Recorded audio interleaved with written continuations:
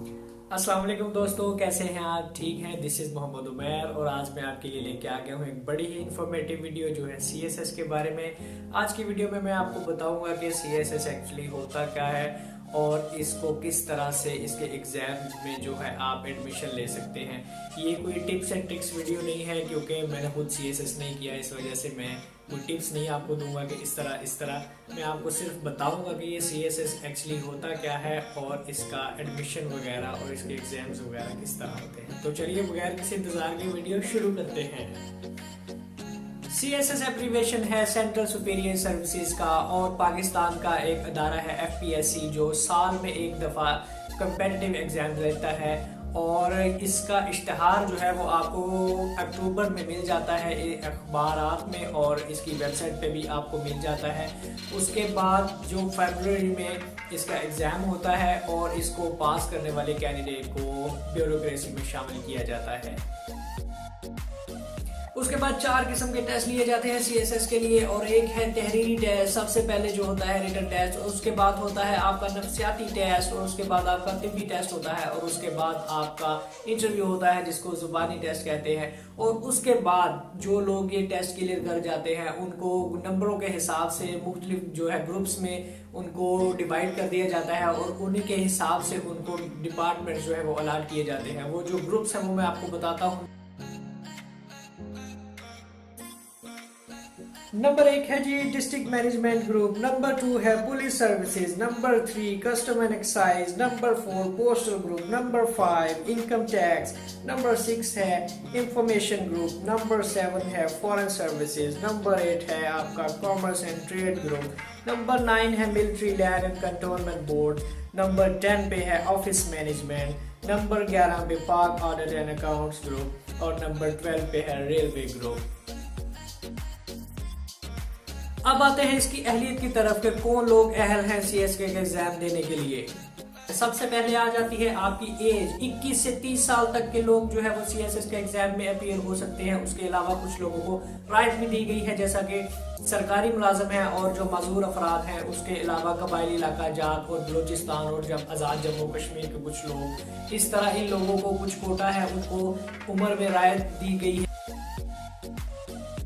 तलीम की बात करें तो जी आप कम अज कम आपकी ग्रेजुएशन होनी चाहिए। ग्रेजुएट बंदा जो है वो इसके एग्जाम में अपीयर हो सकता है। उसके लिए आपके पास फर्स्ट क्लास या सेकंड क्लास कोई भी डिग्री होनी चाहिए किसी भी सब्जेक्ट में।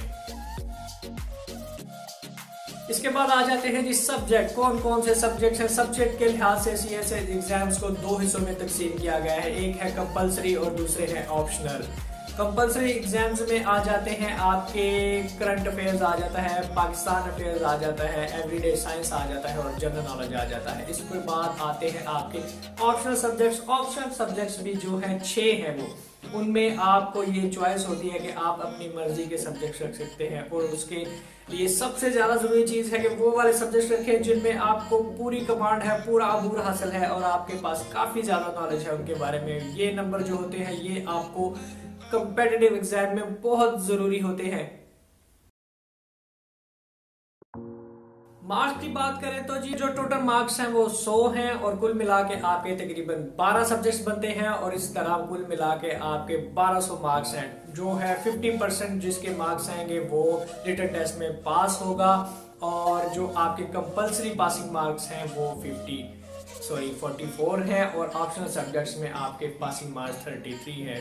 ऑप्शनल सब्जेक्ट्स जो हैं वो नंबरों के लिए काफ़ी अहम होते हैं क्योंकि उनके ऊपर आपकी कमांड होती है, आपको पता होता है, आपने अपनी चॉइस के साथ वो सब्जेक्ट सेलेक्ट किए होते हैं कि मैं इनमें किस तरह से अटेम्प्ट कर सकता हूँ। तो उसकी खास तैयारी करें, वो आपको पास करवाने के लिए काफ़ी मदद कर सकते हैं आपकी। जी तो ये हो गए सब्जेक्ट्स और सब्जेक्ट्स के बाद आ जाता है कि आपकी तैयारी। पढ़ाई वक्फे से करें, एक ही वक्त पढ़ाई में कीड़ा ना बन जाए और जब आप बोर हो रहे हो तो पढ़ाई छोड़ दें क्योंकि इस वक्त आप पढ़ने का अगर दिल नहीं है तो वो आपको चीज़ आपके जहन में भी नहीं बैठेगी। 10th की तैयारी के लिए बुक्स के अलावा आप जो है वो टॉक शोज देखें, करंट अफेयर्स के साथ टच रहें और दुनिया में जो वाकयात हो रहे हैं उनको भी आप अपने ज़हन में रखें और इसके लिए आप न्यूज़पेपर पढ़ें, टॉक शोज देखें, टीवी देखें और जो है फॉरेन चैनल्स, न्यूज़ चैनल्स जो है वहाँ पे आप जाएं और वहां पे उनकी न्यूज देखें कि दुनिया में क्या चल रहा है। पेपर अटेम्प्ट करने के बारे में आप सब लोग जानते हैं किस तरह करते हैं। जो सवाल आपको आता है वो सबसे पहले अटेम्प्ट करें और उसके बाद दूसरे में जाएं और तुक्के ना लगाएं। जो आपको सही आता है वही आंसर दें। और सबसे आखिर पे आता है इंटरव्यू। इंटरव्यू जो है वो इसका सबसे इम्पोर्टेंट पार्ट है, क्योंकि रिटन टेस्ट वगैरह तो तकरीबन हर बंदे की तैयारी होती है, वो क्लियर कर जाता है। लेकिन इंटरव्यू पे आके असल आपका इम्तिहान होता है कि आपने किस तरह उसको, जो इंटरव्यू करने वाला है उसको आपने किस तरह कायल करना है कि आप ही इस पोस्ट के लिए मौजूद उम्मीदवार हैं। उसके लिए आपको चाहिए कि सबसे पहले बाएतमाद तरीके से इंटरव्यू दें और उसके बाद पूछे गए सवाल का जवाब अगर आपको आता है तो दें, अगर नहीं आता तो आप उनसे माजरत कर लें। तुक्के न लगाएं, दाएं बाएं शाएं के जवाब ना दें। इसके आपकी पर्सनैलिटी पे जो बैड इंप्रेशन पड़ता है। अच्छी ड्रेसिंग करके जाएं, सोबर से ड्रेसिंग करें और सबसे ज़रूरी बात अल्लाह पे तवक्कल रखें और अल्लाह पे यकीन रखें कि अगर आपने मेहनत की है तो आपको इसका फल ज़रूर मिलेगा। जी तो दोस्तों, उम्मीद करता हूँ कि आपको ये वीडियो पसंद आई होगी और आपके लिए काफ़ी इंफॉर्मेटिव रही होगी। तो अगर आपको पसंद आई हो तो लाइक ज़रूर कीजिएगा और अगर अभी तक आपने चैनल सब्सक्राइब नहीं किया तो काइंडली वो भी कीजिएगा। तो मिलते हैं नेक्स्ट किसी वीडियो में, तब तक अपने दोस्त मोहम्मद उमैर को इजाज़त दीजिए। अल्लाह हाफिज़।